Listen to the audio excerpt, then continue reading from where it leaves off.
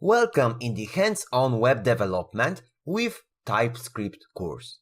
My name is Tomasz Lelek and I am a software engineer programming in Java, Scala and JavaScript.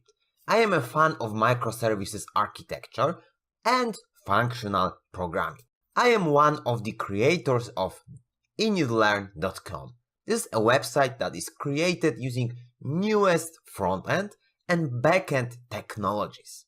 So let's see what we will learn throughout this course. In the first section, we'll be getting started with TypeScript.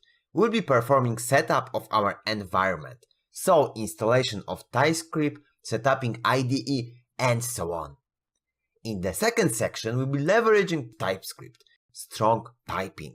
I've said that I am a fan of functional programming, and this is one of the main aspects of functional programming. So there will be an introduction to TypeScript types available and walkthrough throughout these types.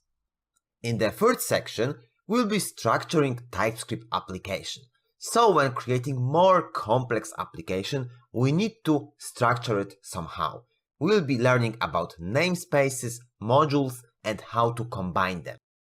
In the fourth section, we will be looking at the TypeScript more advanced types.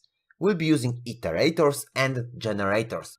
In the last section of our course, we will be looking at the TypeScript advanced classes and we'll be calling REST services. We will be using mixins to adding behavior to existing codebase and also will be calling REST services. There are three main prerequisites to this course. So firstly, you need to have some kind of understanding of JavaScript language. Also, you need to have installed IntelliJ IDE.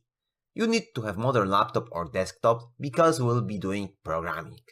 And if you are an experienced JavaScript developer or a beginner in TypeScript, looking to up your game, your application development skills using the TypeScript, then this is the video course you needed.